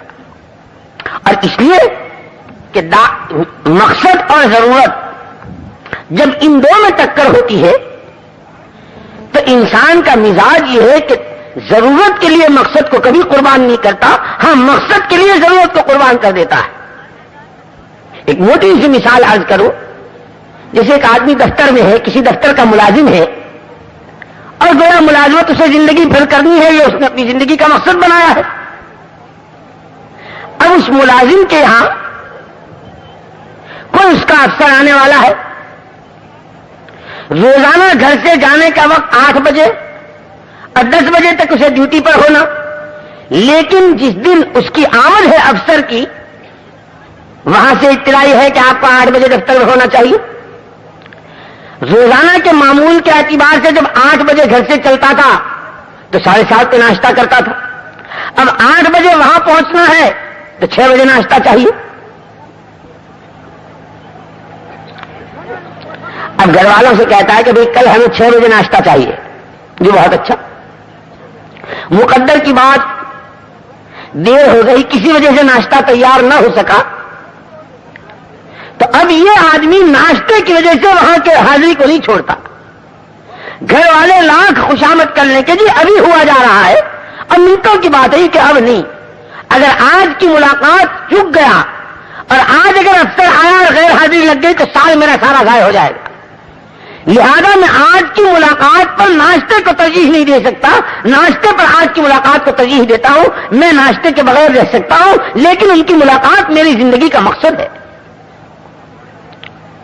اور ساتھ ساتھ کہہ کے جاتے ہیں اگر دیر ہو جائے تو دوپہر کے کھانے میں بھی ہمارا انتظار مت کرنا, ہم کہیں اپنا کچھ تھوڑا بہت کر لیں گے. جب کوئی مقصد آدمی کے سامنے ہوتا ہے تو آدمی ناشتہ قربان کرتا ہے, دوپہر کی روٹی قربان کرتا ہے, رات کا سونا قربان کرتا ہے, اور کس کس طرح کی تکلیفیں برداشت کرتا ہے سب جانتے ہیں. جب دعوت زندگی کا مقصد بن جاتا ہے تو پھر دعوت کی راہ میں آنے والی تکلیف, جیسے احکامات کی لائن میں تکلیف, لوگ سمجھتے ہیں اس کو تکلیف ہے, لیکن اس کو پھر اللہ پاک اتنا مزہ دیتے ہیں, اللہ اکبر. جیسے سفیان ثوری رحمۃ اللہ علیہ فرماتے ہیں کہ اگر ان حکومت والوں کو, ان پاشا سلاطین کو پتہ چل جائے کہ اہل اللہ کے دلوں پر اللہ نے کیا سکینہ اتارا ہے, تو یہ بجائے حکومتوں اور ملکوں پر حملہ کرنے کے اہل اللہ کے دلوں پر حملہ کرنے لگے. جو دولت ان کے دلوں میں ہوتی ہے وہ ملکوں اور قوموں میں نہیں ہوتی. ایسے ہی جب کسی کو ایمان کا چسکا لگ جاتا ہے, اور جب کسی کو ایمانی زندگی کا مزہ مل جاتا ہے, اور جب کوئی ایمانی زندگی کی حلاوت اور بشاشت اور اس کی شیرینی اور چاشنی چکھ لیتا ہے, تو پھر اسے ایمان کی راہ کی خاک چھاننے میں, ایسے ایمان کے لیے بھوکا رہنے میں, اور اس کو ایمان کی راہ میں پیاس جلنے میں, ایسے ایمان کی راہ میں گھر سے بے گھر ہونے میں جو مزہ آتا ہے وہ لوگوں کو چرب و شیریں لقموں میں اور نرم بستروں میں عالیشان کوٹھیوں میں مزے نہیں آتے. پھر یہ گھر سے بے گھر ہونے پر, ہجرت کی نقل اتارنے پر, حضور پاک صلی اللہ علیہ وسلم کے غلاموں کی نقل اتارنے پر اسے وجد آتا ہے کہ اللہ یہ میری خوش قسمتی, کہاں میں اور کہاں یہ اونچا راستہ, کہاں میں اور کہاں یہ دعوت کا کام, کہاں میں اور کہاں یہ تعلیم کا حلقہ, کہاں میں اور کہاں یہ تیرا پاک نام, کہاں میں اور کہاں یہ تیرا عالی راستہ. کہ آدمی اپنی سعادتیں محسوس کرتا ہے. لوگ سمجھتے ہیں یہ بوریے پر سو گیا, لوگ دیکھتے ہیں اس نے کھانا نہیں کھایا, لوگ سمجھتے ہیں صاحب اس کے کانٹے چبھ گئے, لوگ سمجھتے ہیں اس نے غسل نہیں کیا, لوگ سمجھتے ہیں یہ تکلیف میں ہے, لیکن اس کو وہ مزہ آتا ہے جو شاہی دسترخوانوں پر کسی کو نہیں آتا ہو. اور یہ تاریخ کا متفقہ فیصلہ ہے, تاریخ کا متفقہ فیصلہ ہے کہ آج تک دنیا میں ایک واقعہ ایسا نہیں ملے گا کہ کسی نے اس ایمانی زندگی کا مزہ چکھا ہو اور پھر اسے ٹھوکر ماری. لیکن ایسے سینکڑوں ہزاروں واقعات آپ کو ملیں گے کہ شاہی دسترخوانوں کو چھوڑا ہے اور حکومتوں کو ٹھوکریں ماری ہے اور جنگلوں کا راستہ لیا ہے اور اللہ میں مست و مگن ہوئے ہیں اور پھر وہ واصل الی اللہ ہوئے. ایسے شہزادوں کے واقعات آپ کو ملیں گے, ایسے بادشاہوں کے واقعات آپ کو سینکڑوں اور ہزاروں ملیں گے. لیکن جیسے میں نے عرض کیا کہ اس زمانے میں اگر کوئی بھوکا بھی ہوتا تھا تو اس کی بھوک لوگوں کو چوری کا راستہ نہیں سکھاتی تھی, بلکہ اس کی بھوک میں اپنے اللہ کے حکم کو پورا کرنا انسانوں کے لیے راہ دکھاتا تھا اور انسانوں کے لیے رہبری کا کام کرتا تھا. جیسے ابراہیم نے میمون کے ساتھ واقعہ پیش آیا. میمون الرشید کا وہ شہزادہ ابراہیم ایک دن بالا خانے میں بیٹھا ہوا تھا, کیا دیکھتا ہے دریا کے کنارے ایک آدمی آیا, بہت پھٹیچر حال اور میلے کپڑے, پھٹے پرانے. منظر یہ دیکھ رہا ہے کہ اس کے ہاتھ میں ایک جھولا ہے. اس نے جھولے میں سے پیالہ نکالا اور آگے دریا کی طرف بڑھ کر اس میں سے پیالے میں پانی بھرا اور کنارے پر آ کر بیٹھا.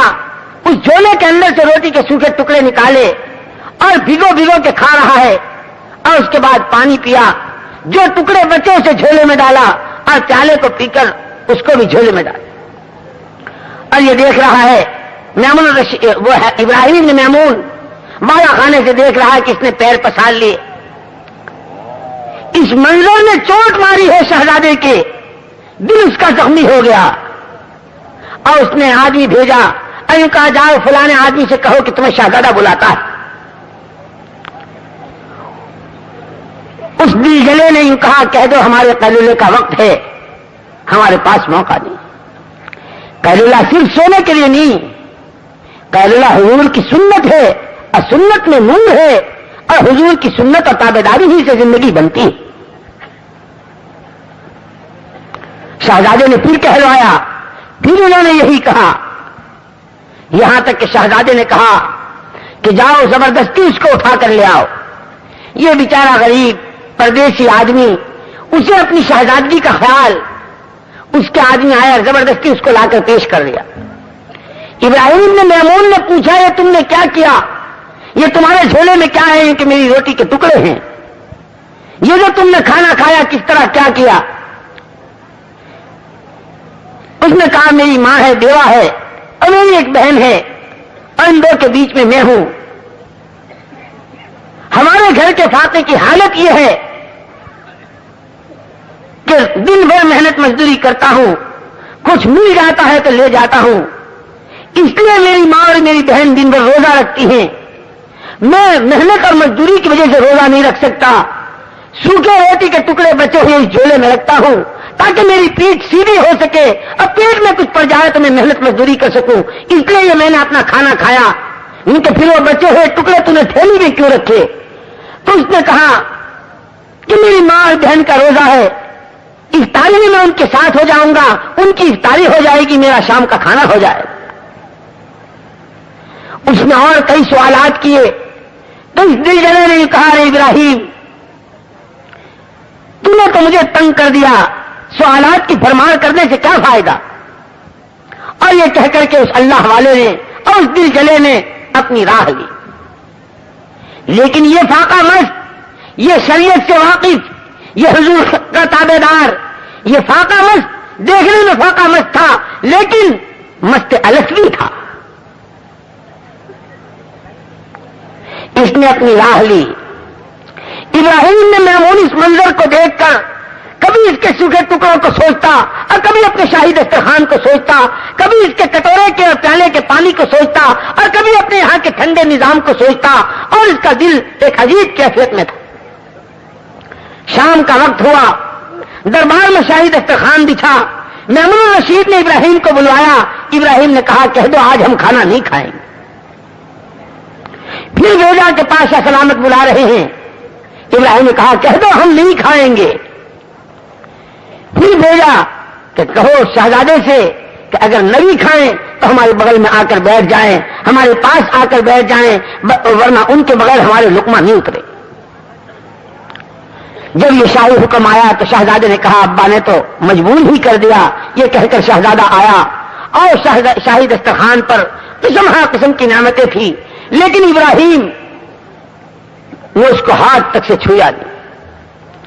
جب وہ ان تمام قسموں کو دیکھتا تو اسے اس اللہ والے کا وہ سوکھا روٹی کا ٹکڑا اور اس کے کٹورے کا پانی اور اس کا اس سادگی کے ساتھ زمین پر سونا وہ اسے یاد آتا تھا, اور اس کا ہاتھ بڑھنے سے رک جاتا تھا. بغیر کسی چیز کو ہاتھ لگائے ابراہیم اٹھ گیا اور پھر اپنے بالا خانے میں چلا گیا. اللہ اکبر, کیا وہ فاقہ مست تھا, شہزادے کے دل کو چھلنی کر گیا. اللہ اکبر, کیا وہ فاقہ مست تھا کہ شہزادے کو اللہ کی نعمتوں کی قدر کا سبق پڑھا گیا اور اللہ کا تعلق سکھا گیا. بھوک اگر شریعت کے ساتھ ہو, بھوک اگر حلال و حرام کی تمیز کے ساتھ ہو, بھوک اگر اللہ کے استحضار کے ساتھ ہو, بھوک اگر حضور کی تابعداری کے ساتھ ہو, بھوک اگر آخرت کے دھیان کے ساتھ ہو, تو یہ بھوک بڑے بڑے شہزادوں کی آخرت بنوا دیتی. جب رات آدھی سے زیادہ گزری, ابراہیم کو نیند نہیں آ رہی ہے. کبھی دریا کے کنارے کے وہ روٹی کے ٹکڑے اور کبھی اپنے شاہی تاج, دونوں کے منظر آنکھوں میں کھیل رہے ہیں اور دونوں کی عجیب حالت. آدھی رات سے زیادہ جب گزر گئی تو ابراہیم اٹھا اور اس نے اپنے ساتھ ایک بہت پرانا پھٹا ہوا ایک جوڑا لیا اور اپنے ساتھ ایک غلام لیا اور لے کر دونوں غلام کو لے کر چلے. بہت دور جانے کے بعد اپنا وہ شاہی جوڑا اتار کر وہ پھٹا پرانا کپڑا زیب تن کیا اور اس غلام کو وہ شاہی جوڑا دے کر واپس کیا اور یوں کہا کہ اب تجھے بھی اجازت نہیں ہے آگے جانے کی، یہاں سے واپس جاؤ. صبح ہوئی، تمام دربار میں شور ہے، ابراہیم نہیں ہے، ابراہیم نہیں ہے. دنیا کے 4 کونوں میں گھوڑے دوڑائے جا رہے ہیں اور ابراہیم کی تلاش ہو رہی ہے، لیکن ابراہیم وہ زخمی ہو چکا ہے ایک اللہ والے کے ہاتھ. ابراہیم ایک فاقہ مست نے اس کو زخمی کر دیا ہے. اب چلا ہے، تمام تلاشیاں ہو رہی ہیں، تحقیقات ہو رہی ہیں، شہزادے صاحب کہاں ہیں؟ بہت پوچھتے معلوم ہوا کہ یہ ان کے ساتھ تھے اور آدھے راستے تک گئے تھے. ان کو بلا کے پوچھا کہ تم نے کیا دیکھا اور کیسے دیکھا؟ یہ کہ جو مجھے تو رات کو جگایا اور ساتھ لیا اور اس طریقے سے فلاں جگہ تک میں گیا، وہاں تک کی رہبری کر سکتا ہوں، آگے مجھے نہیں معلوم ہے وہ کہاں گئے. بہت دنوں کے بعد حرم مکی میں دیکھا ایک ہجوم ہے، اور اس سے پہلے طواف کے موقع پر ابراہیم نے اپنی میمون کی اس اللہ والے سے ملاقات ہوتی ہے جس نے اس کے دل کو زخمی کیا تھا. ابراہیم نے دیکھتے ہی پہچان لیا کہ میرا محسن یہ ہے، جس نے مجھے آلائشوں سے نکالا ہے اور جس نے مجھے گندگیوں سے نکالا ہے اور جس نے مجھے فخر و غرور کے نعروں سے نکالا ہے اور جس نے مجھے تمول کے نقشوں سے نکالا ہے اور جس نے مجھے شاہی جوڑے سے نکال کر مجھے فقیرانہ لباس پہنایا ہے، جس نے مجھے فرعونی زندگی کے نقشوں سے نکال کر فقیرانہ جوڑا مجھے پہنایا ہے، یہ میرا محسن. وہ انسان جو انسانوں کو سود کے راستے، جھوٹ کے راستے، رشوت کے راستے، غبن کے راستے، چوری کے راستے، زناکاری کے راستے، خدا فراموشی کے راستے اور خدا کی مخلوق کے ستانے کے راستے جو انسان دنیا میں انسانوں کو بتلاتے ہیں، خدا پاک کی قسم انسانوں کا زندہ بھیڑیا وہی. وہ بدترین انسان ہیں جو خدا کی مخلوق کو بے دینی کی راہ لے جاتے ہیں. وہ بدترین انسان ہیں جو خدا کی مخلوق کو خدا فراموشی کی طرف لے جاتے ہیں. اگر انہوں نے احسان کا لباس پہن لیا، احسان والوں کی شکل بنا لی، خدا پاک کی قسم یہ شیاطین انس ہیں جو انسانوں کی شکل میں شیطان بنے ہوتے. انسانیت کا سب سے بڑا بہی خواہ اور انسانیت کا سب سے بڑا محسن اور محسن اعظم وہ جناب رسول اللہ صلی اللہ علیہ وسلم. نبی سے بڑھ کر انسانیت کا کوئی محسن نہیں، نبی سے بڑھ کر انسانیت کا کوئی خیر خواہ نہیں، نبی سے بڑھ کر انسانیت کا کوئی بہی خواہ نہیں. لیکن حضور سے پہلے جتنے نبی آئے تمام نبیوں کی نبوت محدود تھی، اس لیے ان کی وہ خیر خواہی بھی محدود تھی. لیکن حضرت رسول پاک صلی اللہ علیہ وسلم پورے عالم کے نبی ہیں، اس لیے پورے عالم کے انسانیوں کے بہی خواہ حضور سے بڑھ کر کوئی ہو نہیں سکتا. اگر ہمارا سگا باپ ہمیں حضور کی تعلیم سے ہٹا کر ہمیں غیروں کی شکلوں میں لگا کر اپنے احسان کو جتاتا ہے تو پھر حقیقت وہ ہمارا بہی خواہ نہیں ہے، وہ ہمارا بدخواہ.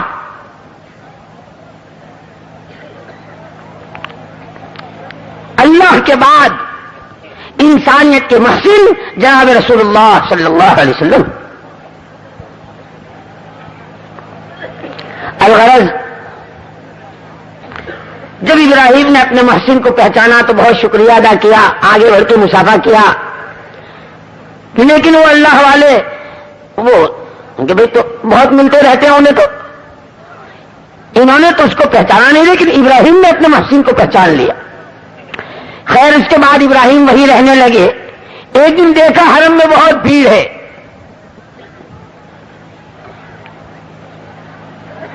یہ کیا ہوا؟ ان کے یہاں ایک بزرگ رہتے تھے، ایک اللہ والے رہتے تھے، آج ان کا انتقال ہو گیا ہے. تو یہ وہ فاقہ مست، وہ فقیر، انہوں نے کہا میری زیارت کروں. آگے جو بڑھ کے دیکھا تو دیکھتے ہی پہچان کے کہنے لگے تم اس کو کیا کہتے ہو؟ یہی تو ہے وہ محمود رشید کا بیٹا جس کی تلاش پوری دنیا میں ہو رہی ہے. یہ ہے جو اللہ والا ہو کر آج دنیا سے رخصت ہوا. یہ ابراہیم کو دین پر کس نے لگایا؟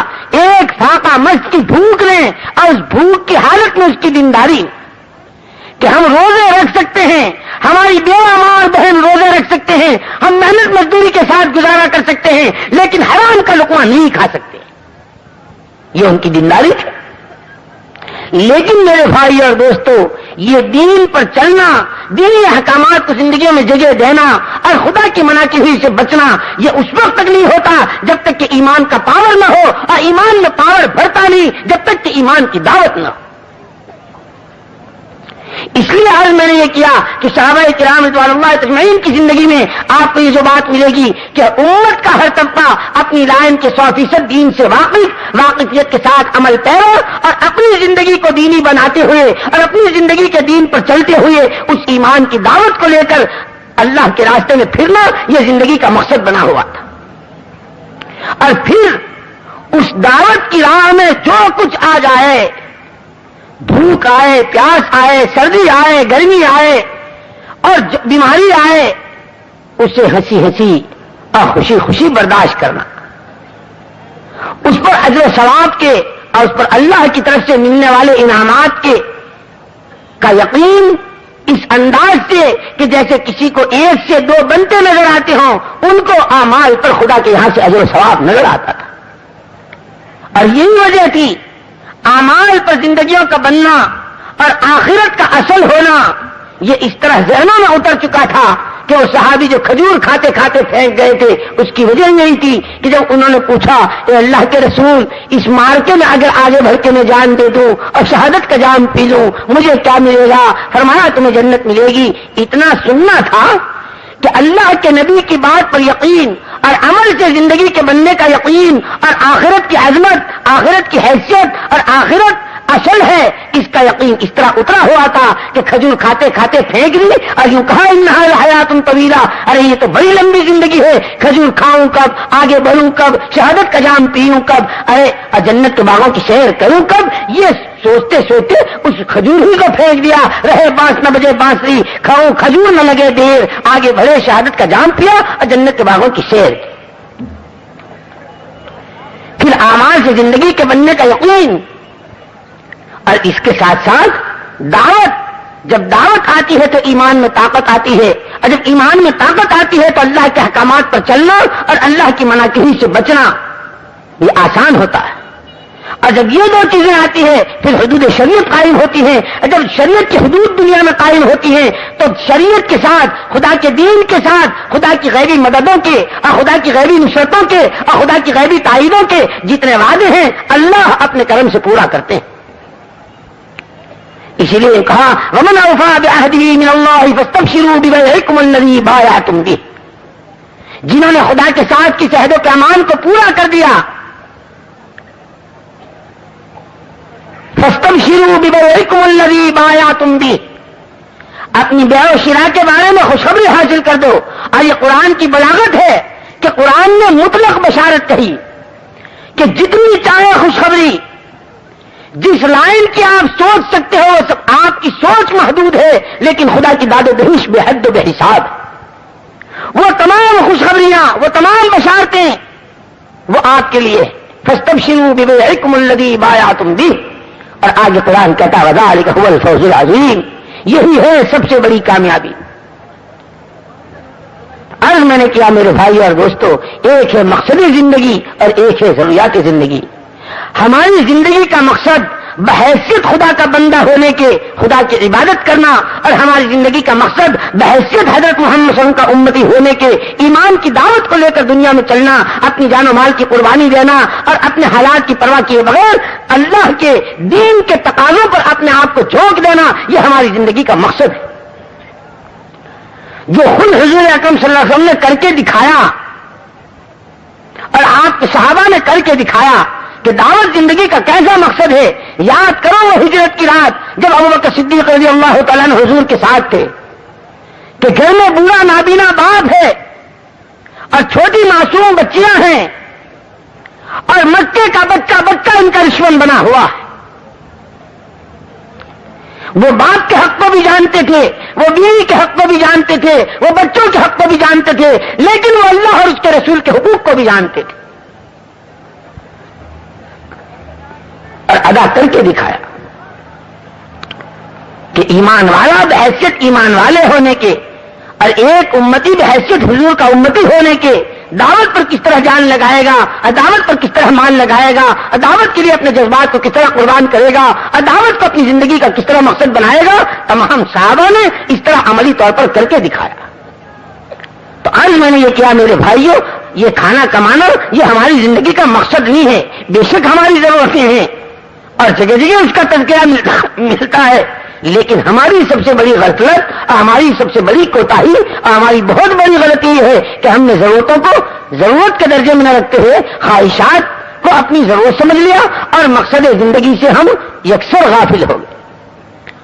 اللہ پاک عافیت کے ساتھ ہمیں مقصد زندگی کو پہچاننے کی توفیق دے اور پہچان کر اس پر عمل کرنے کی اور اخیر وقت تک اپنی ذمہ داری کو میں لگے رہنے اور اس کو پورا کرنے کی توفیق دے.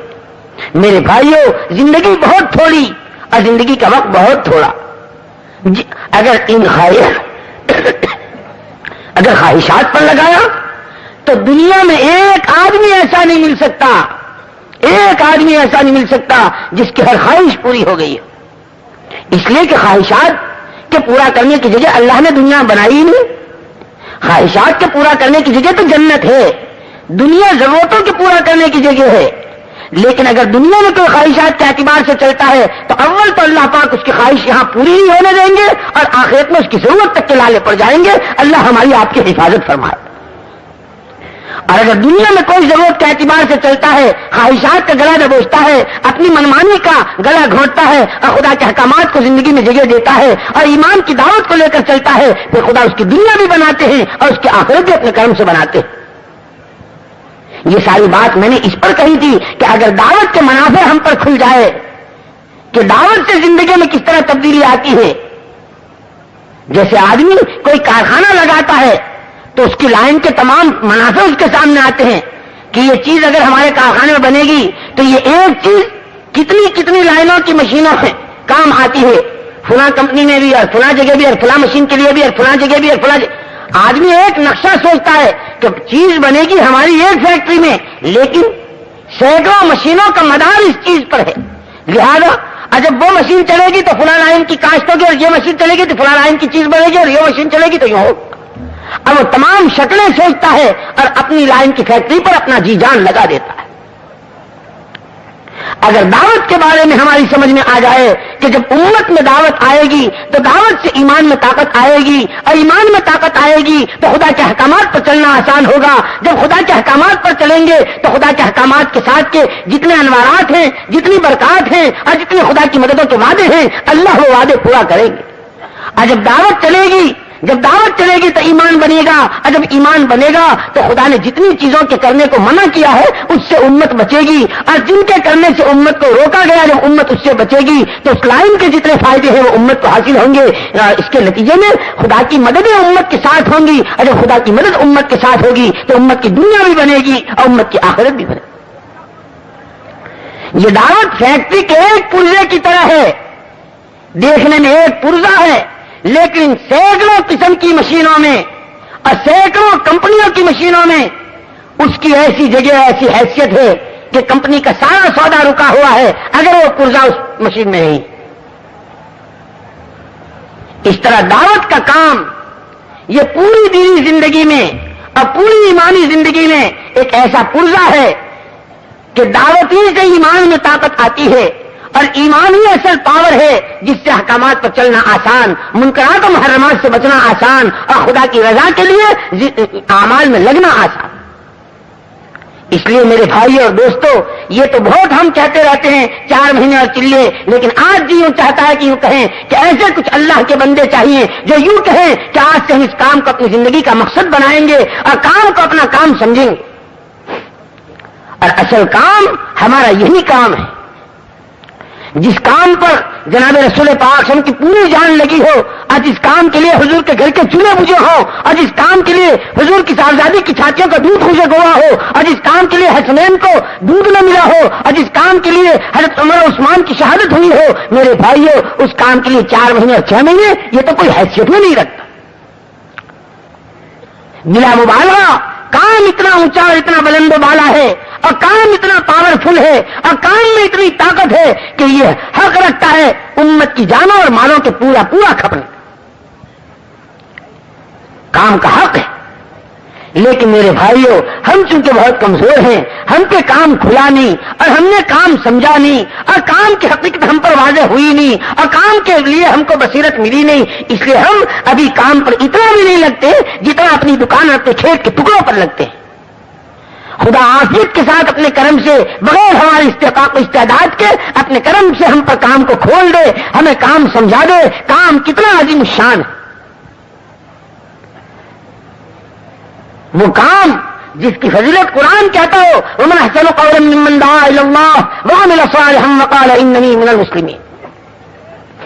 اس سے بڑھ کر بات ہو کس کی سکتی ہے اور اس سے اچھی بات ہو کس کی سکتی ہے جو اللہ کی پوری بھر کی مخلوق کو اللہ سے وابستہ کرتا. ارے کسی ماں باپ کا گمشدہ لڑکا، جبکہ ماں باپ کی طرف سے سینکڑوں اعلانات اور اشتہارات ہو چکے ہوں، ایڈورٹائزنگ ہو چکی ہوں اور ماں باپ مایوسی کے ہاتھ پہنچ چکے ہوں کہ اب وہ آنکھوں کا نور اور وہ جگر پارا نہیں ملتا. ایسے وقت میں کوئی اندھیری رات میں، موسلادھار بارش کے زمانے میں، جبکہ گھر کے دروازے لگے ہوئے ہوں اور لوگ گہری نیند سو رہے ہوں اور کوئی آ کر دروازہ کھٹکھٹائے اور اندر ہی سے پوچھتا ہے کون، کہ میں آپ کا بیٹا فلانا. اچھا 3:30 کو اذان کتنے؟